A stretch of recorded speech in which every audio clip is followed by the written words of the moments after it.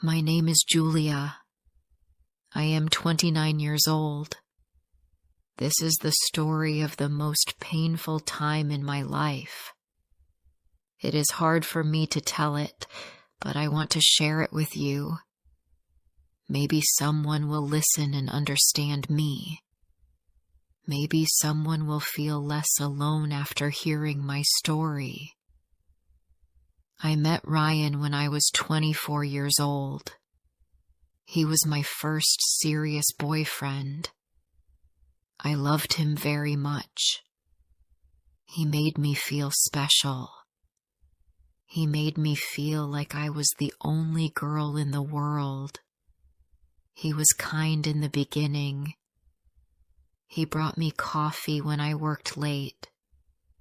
He sent sweet messages during the day. When I was sick, he stayed with me. I believed he really loved me. I trusted him with all my heart. I gave him everything: my love, my time, my care, and my dreams. After 1 year together, we moved in to live in the same apartment. It was a small flat, not very big, but it was enough for 2 people. We shared rent, food, and bills. I worked as a receptionist in a dental clinic, and he worked with computers. He had a good job and earned more than I did. Still, we lived simply. We ate together, watched movies, and sometimes went for walks. I felt happy. I thought this was love. Sometimes we had small fights. He did not like when I asked too many questions. He said I worried too much. He didn't like when I called him too often.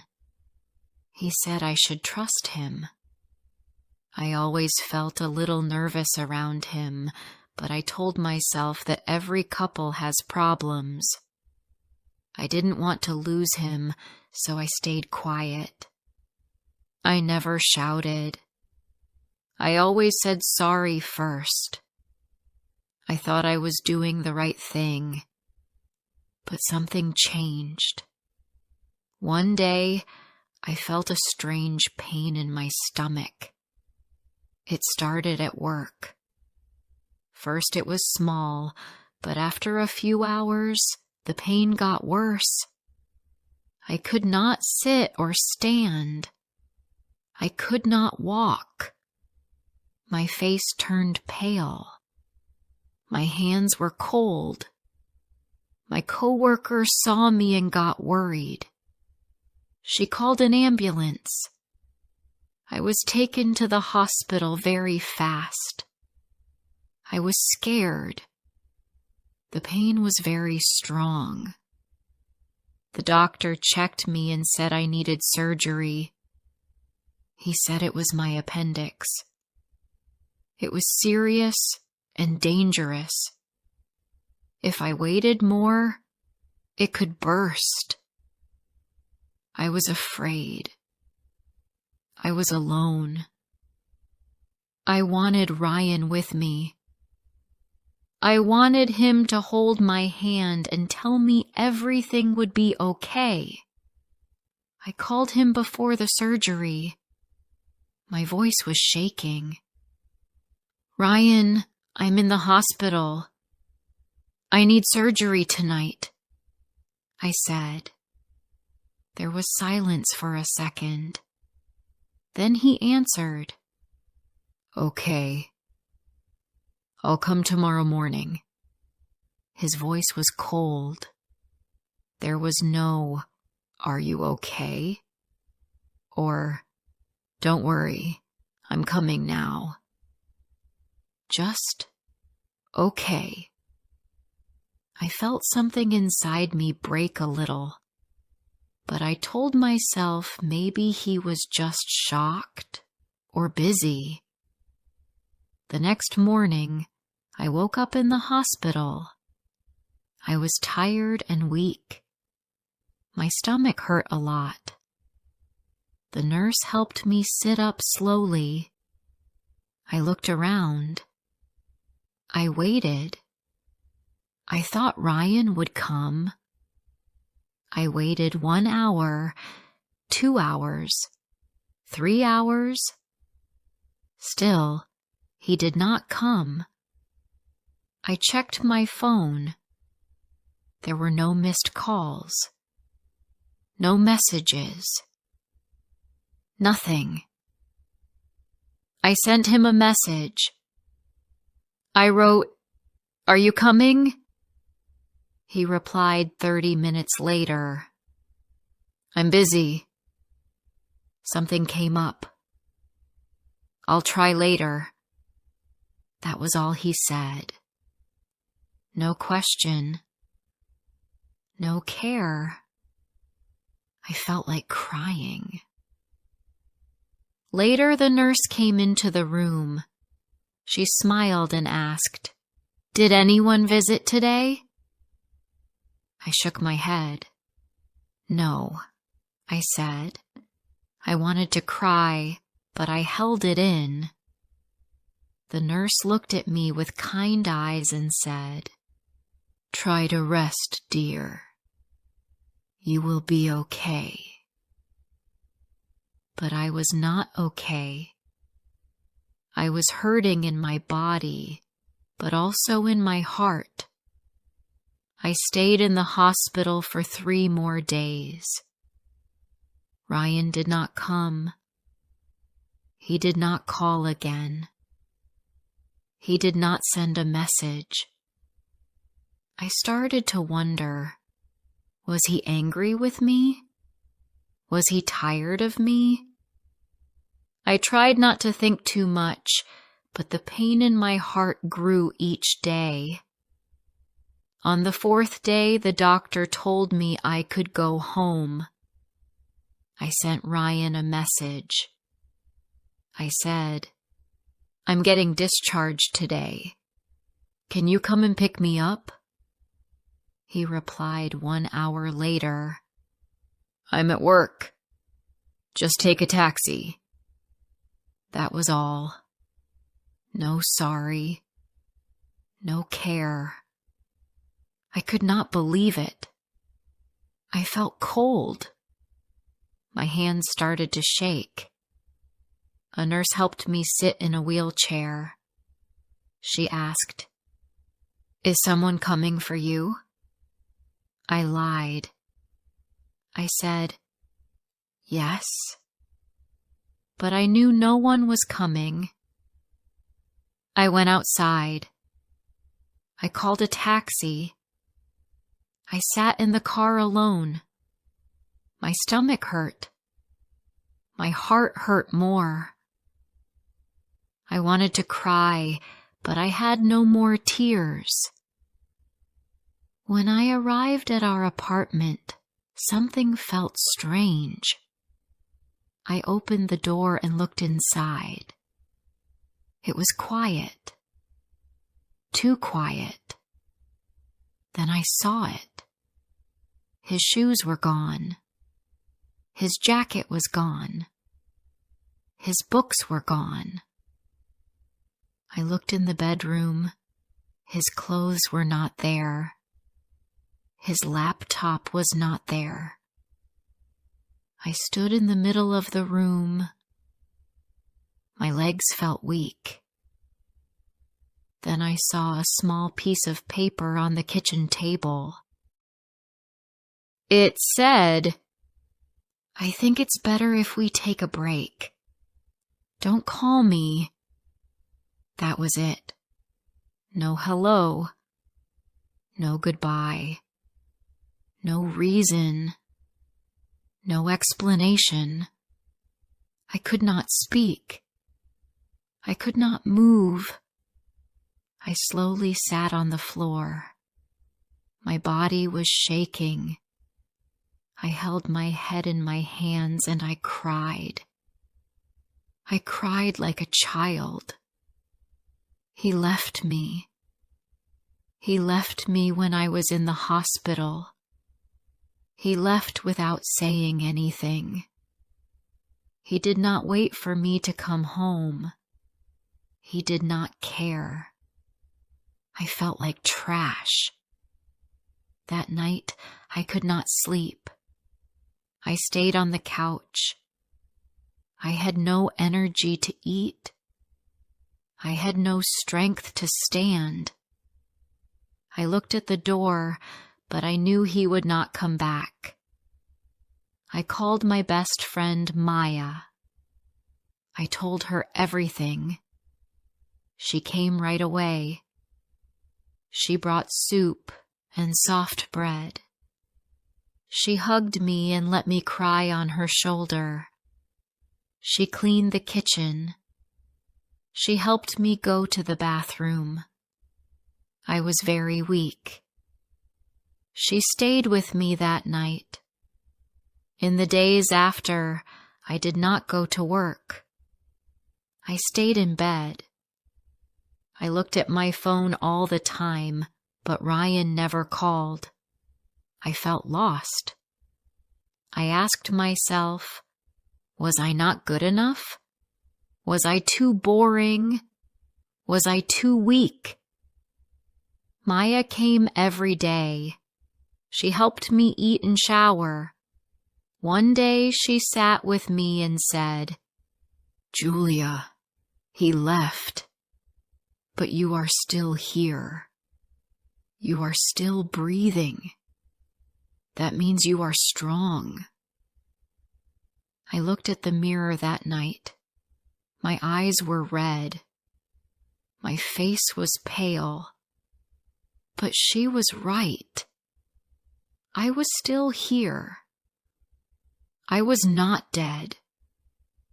I was broken, but I was still alive. I told myself, you will not let this destroy you. But I also knew it would take time. A long time. Before I share the rest of my story, I need to know, where are you listening from? Knowing someone hears me, understands me, gives me strength. The first few weeks after Ryan left were the hardest. I woke up every morning and forgot, just for a second, that he was gone. Then I looked at the other side of the bed and saw the empty space. It was cold and quiet. No more good morning. No more smile. No more warm hand on my back. I stayed in bed most days. I looked at the window and watched the sky. Sometimes it was blue. Sometimes it rained. But it did not matter to me. I felt the same every day, sad, lost, and alone. Maya was the only person who helped me during this time. She came to my apartment almost every day. She brought food, helped me clean, and talked to me. Sometimes I did not want to talk, but she stayed anyway. She sat next to me and held my hand. She told me, "You don't have to be strong every day. It's okay to cry. But one day, you will get up, and I will be here when you do." Her words gave me hope, even when I felt empty. After 2 weeks, I went back to the clinic. My boss was kind. She said, "Take it slow. Do only what you can." My coworkers looked at me with soft eyes. They knew something had happened. I told them I was okay. I smiled, but it was not real. I only wanted to feel normal again, but I did not feel normal. Not yet. One afternoon, after work, I went to a small cafe near the clinic. It was quiet. I sat near the window and drank a cup of tea. I looked at the people walking outside. Some were alone. Some were with friends. Some were holding hands. I felt a little jealous. Why did Ryan leave me? What did I do wrong? These questions stayed in my head all the time. I wanted answers, but he never gave me any. One evening, Maya asked me, "Do you still love him?" I did not know what to say. I was quiet for a long time. Then I said, "I don't know. Maybe I loved who I thought he was. But now, I don't even know who he really is." She nodded and said, "That's okay. Feelings take time, but you are doing better." I didn't believe her at first, but maybe she was right. After 1 month, I started to change. I cleaned the house by myself. I went for small walks in the evening. I started to read books again. I bought flowers and put them in the kitchen. I wanted to feel alive again. The pain was still there, but it was not as sharp. It was more quiet now, more like a soft ache. Still, I felt it every day. One day, I opened my phone and saw Ryan's name. He had sent a message. My heart jumped. I did not want it to, but it did. The message said, "Hey, I hope you're okay." That was all. Nothing more. No sorry. No explanation. I stared at the message for a long time. I did not know if I should answer. I wanted to ask him why he left me like that. I wanted to tell him how much he hurt me, but I also wanted to stay quiet. I closed the message and turned off my phone. That night, I cried again. Not because I missed him, but because I was angry. I gave him love. I gave him care. And he walked away when I was weak and in pain. I was in the hospital. I needed him. But he left. He did not just leave the apartment. He left my heart. He threw away our time together like it meant nothing. The next day I told Maya about the message. She looked at me and said, "You don't need to answer. He had his chance. He left it behind." I nodded. I knew she was right. I deleted the message. I blocked his number. I felt a small bit of peace after that. My hands stopped shaking. My breath was slower. My heart was still sore, but it felt a little lighter. A few weeks later, something new happened. I met someone. His name was Adam. He was the new IT guy at the clinic. He was quiet, polite, and kind. He always smiled when he passed me in the hallway. He helped fix my computer one day. I thanked him and he said, "Anytime." That was the start. We did not talk much at first, but every day we shared a few more words. One day, he brought me a coffee and said, "I remembered you said you like this." I was surprised. It was sweet and warm. I smiled, for real this time. I did not tell Adam about Ryan. It was too soon. I was still healing, but it felt nice to talk to someone new. He did not ask too many questions. He just listened. His eyes were calm. His voice was soft. I did not feel nervous around him. I felt safe.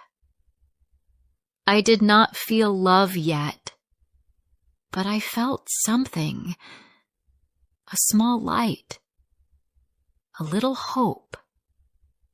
One Sunday afternoon, I went for a walk by myself.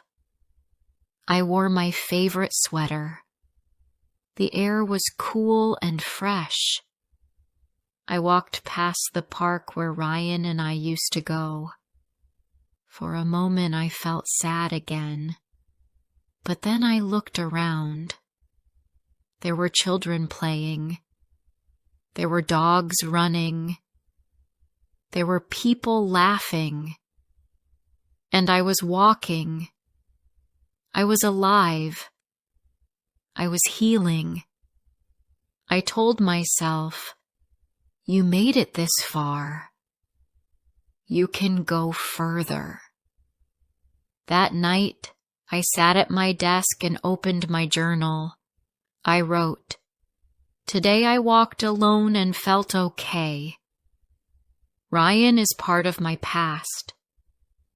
I am not waiting for him. I am not waiting for an apology.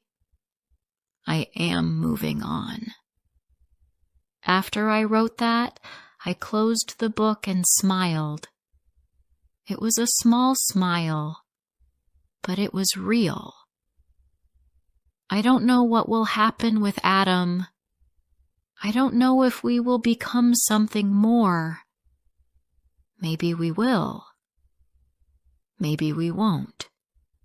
But I know one thing now. I will never again love someone who leaves me in my darkest moment. I will never again beg for care or kindness. I deserve love that stays. Love that holds my hand when I am scared. Love that doesn't walk away when I am lying in a hospital bed.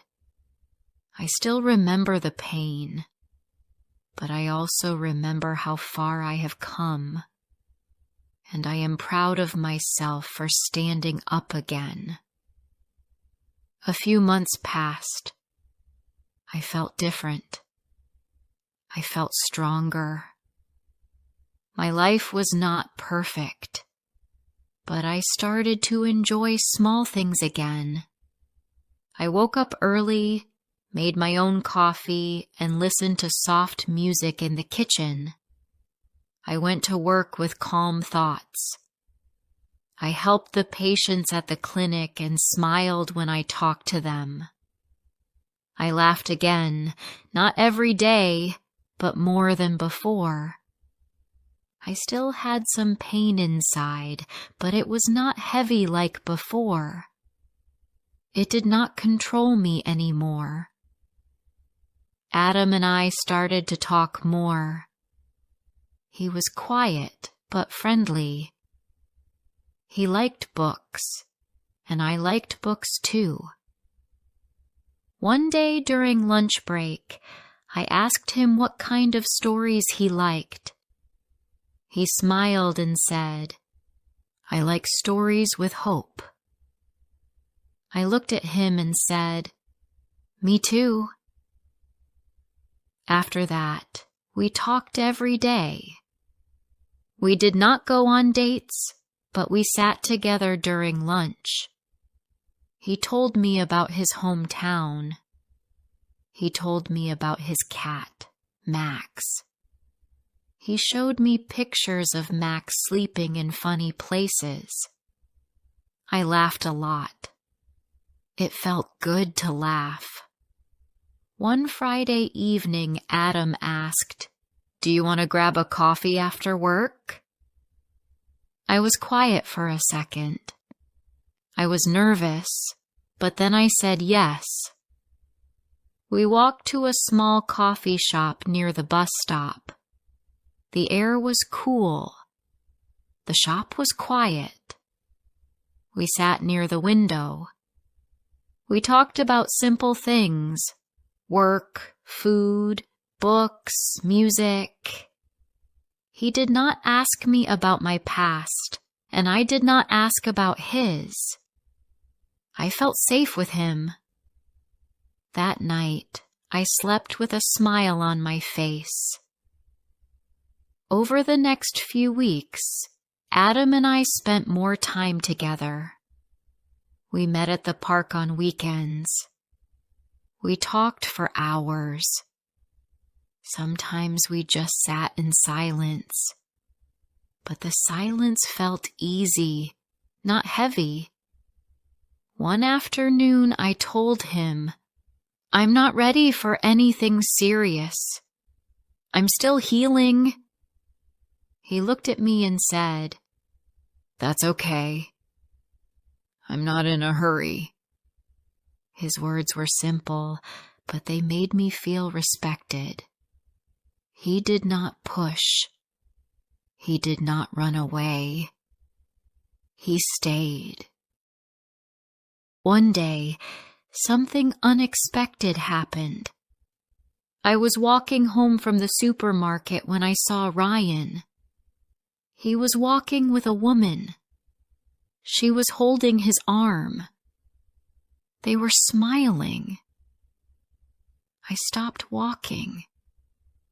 I could not move for a second. My heart beat fast. I looked at them from across the street. Ryan did not see me. I stood there and watched them for a moment. Then I turned and walked away. My hands were cold. My eyes were full. But I did not cry. I just walked home slowly. That night, I sat on my bed and thought about what I saw. I asked myself, do I miss him?